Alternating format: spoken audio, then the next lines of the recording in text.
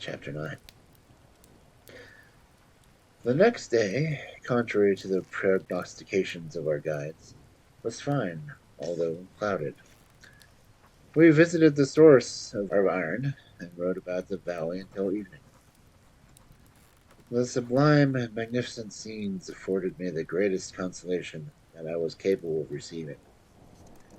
They elevated me from all littleness of feeling, and although they did not remove my grief, they subdued and tranquilized it. In some degree, also, they diverted my mind from the thoughts over which it had brooded for the last month.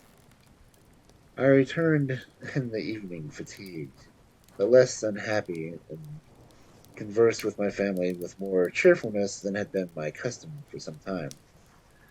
My father was pleased, and Elizabeth overjoyed.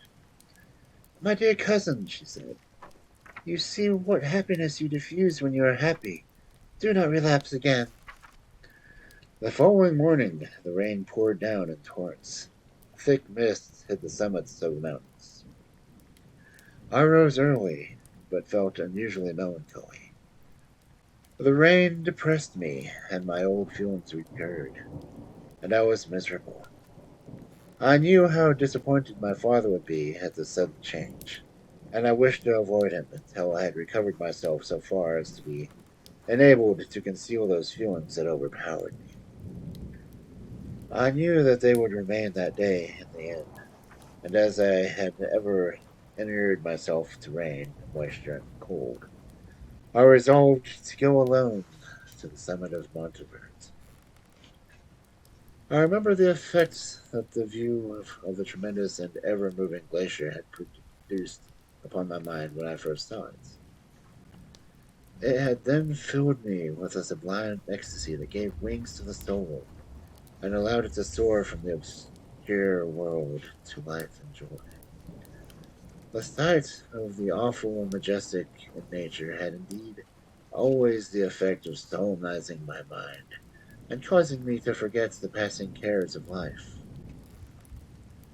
I determined to go alone, for I was well acquainted with the path, and the presence of another would destroy the solitary grandeur of the scene. The ascent is precipitous, but the path is cut into continual and short windings, which enable you to surmount the perpendicularity of the mountain. It is a scene terribly desolate, and 1,000 spots of traces of a winter avalanche may be perceived, where the trees lie broken and strewed on the ground, some entirely destroyed, others bent, leaning upon the jutting rocks of the mountain, or transversely upon other trees. The path, as you ascend higher, is intersected by ravines of snow, down which stones continually roll from above. One of them is particularly dangerous, and the slightest sound, such as even speaking in a loud voice, produces a concussion of air sufficient to draw destruction upon the head of the speaker. The pines are not tall or luxuriant, but they are somber and add an air of severity to the scene. I looked on the valley beneath. Vast mists were rising from the rivers which ran through it, and curling in black wreaths around the opposite mountains, whose summits were hid in uniform clouds, while rain poured from the dark side and added to the melancholy impression I received from the objects around me. Alas, why does man boast the sensibilities superior to those apparently in the brute? It only renders them more necessary beings. If our impulses are confined to hunger, thirst, and desire, we might nearly be free. But now we are moved by every wind that blows, and a chance word or scene that the word may convey to us. We rest. A dream has power to poison sleep. We rise. One wandering thought broods the day. We feel, conceive, or reason, laugh, or weep, embrace fond woe, and cast our cares away. It is the same for, be it joy or sorrow. The path of its departure still is free. Man's yesterday may never be like his morrow. Not manjour, but morbidity. It was nearly noon when I arrived at the top of my ascent. For some time I sat on a rock that overlooks a sea of ice. A mist covered both of the surrounding mountains. Presently a breeze dissipated the clouds, and I descended upon the glacier. The surface is very uneven, rising like waves of a troubled sea, descending low and interspersed by rifts that sink deep. A field of ice is almost a league in width, but I spent nearly 2 hours in crossing it. The opposite mountain is a bare, perpendicular rock. From the side where I now stood, Montenevert was exactly opposite, at the distance of a league, and above it rose Mont Blanc, in awful majesty. I remained in a recess of the rock, gazing on this wonderful and stupendous scene. The sea, or rather the vast river of ice, wound among its dependent mountains, whose aerial summits hung over like recesses. Their icy and glittering peaks shone in the sunlight over the clouds. My heart, which was before sorrowful, now swelled with something like joy. I exclaimed, "Wandering spirits, if indeed ye wander, and do not rest in your narrow beds, allow me this faint happiness, or take me, as your companion, away from the joys of life." As I said this, I suddenly beheld a figure of a man at some distance, advancing towards me with superhuman speed. He bounded over crevices in the ice, among which I had walked with caution. His stature also, as he approached, seemed to exceed that of man. I was troubled. A mist came over my eyes, and I felt a faintness seize me. But I was quickly restored by the cold gale of the mountains. I perceived, as the shape came near, sight tremendous and abhorred, that it was the wretch whom I had created. I trembled with rage and horror, resolving to wait his approach, and then close with him the mortal combat. He approached. His countenance bespoke bitter anguish, combined with disdain and malignity, while its unearthly ugliness rendered it almost too horrible for human eyes. But I scarcely observed this. Anger and hatred had at first deprived me of utterance, and I recovered only to overwhelm him with words expressive of furious detestation and contempt. "Devil!" I exclaimed, "do you dare approach me? And do you not fear the fierce vengeance of my arm right down your miserable head? Begone, vile insect, or rather say that I may trample you to dust. And oh, that I could, with the extinction of your miserable existence, restore those victims whom you have diabolically murdered." "I expected this reception," said the demon. "All men hate the wretched. How then I must be hated, who am miserable beyond all living things. Yet you, my creator, detest and spurn me, thy creature, to whom thou art bound by ties only dissolvable by the annihilation of one of us. You propose to kill me. How dare you thwart thus with life? Do your duty towards me, and I will do mine towards you and the rest of mankind.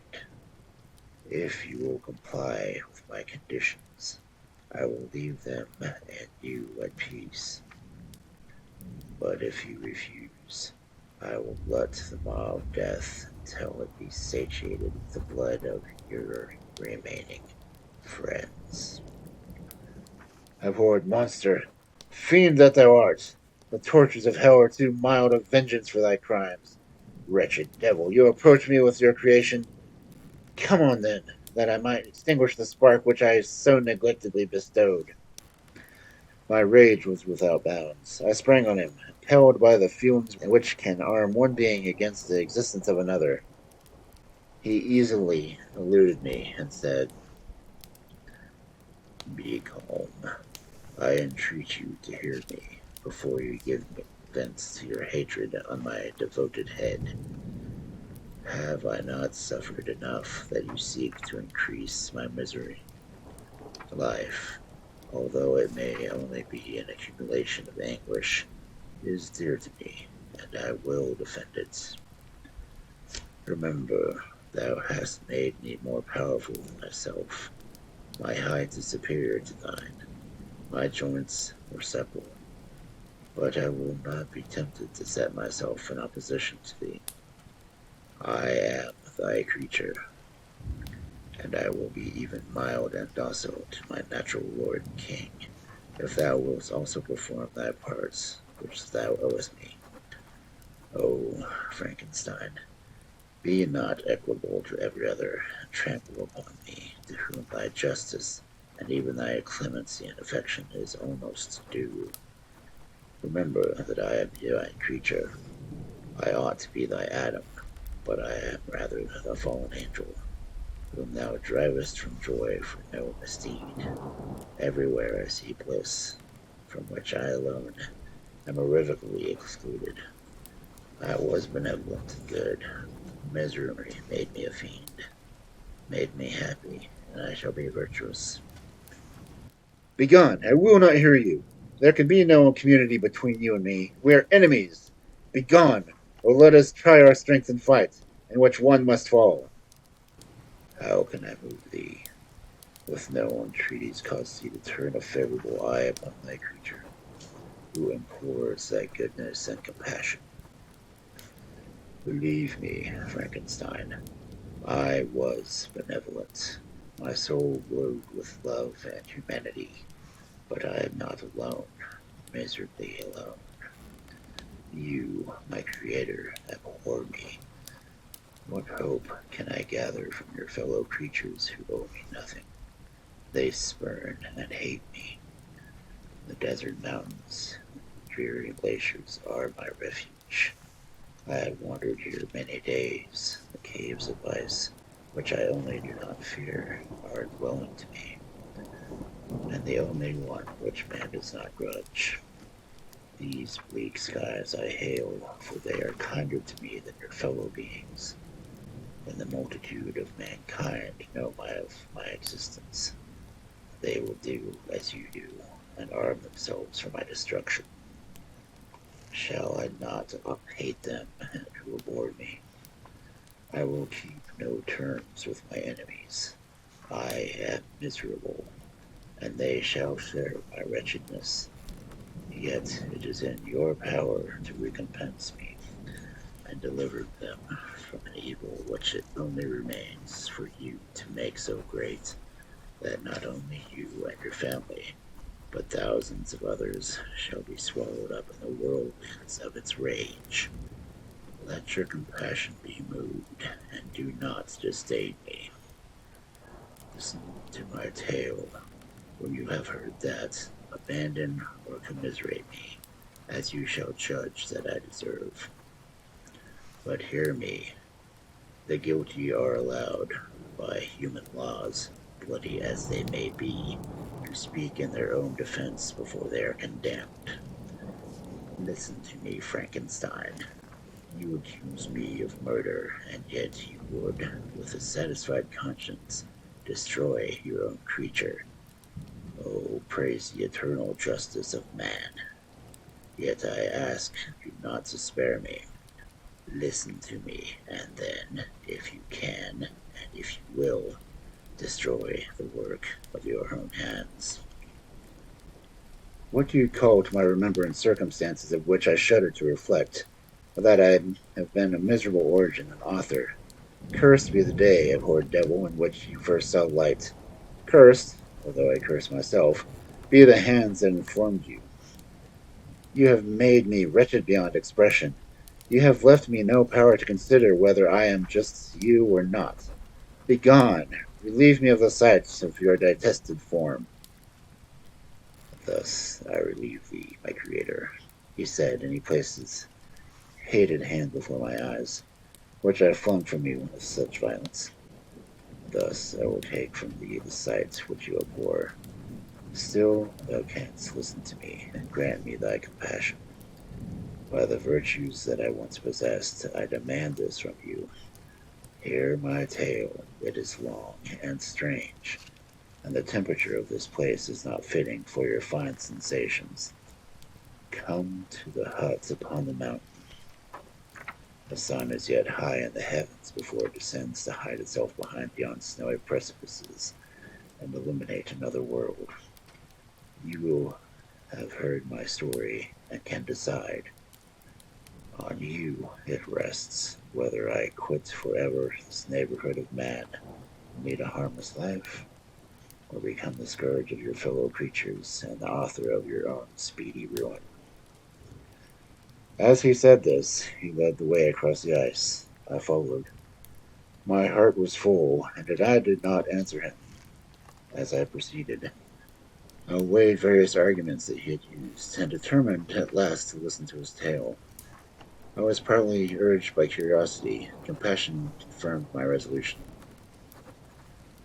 I had hitherto supposed him to be the murderer of my brother, and I eagerly sought confirmation or denial of my opinion.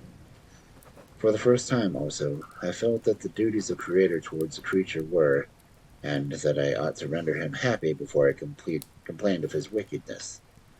These motives urged me to comply with his demand. We crossed the ice, therefore, and descended to the opposite rock. The air was cold, and the rain began to descend. We entered the hut, the fiend with an air of exultation, and I with a heavy heart and depressed spirits. But I consented to listen, and seated myself on the fire which my odious companion had lighted, and he thus began his tale.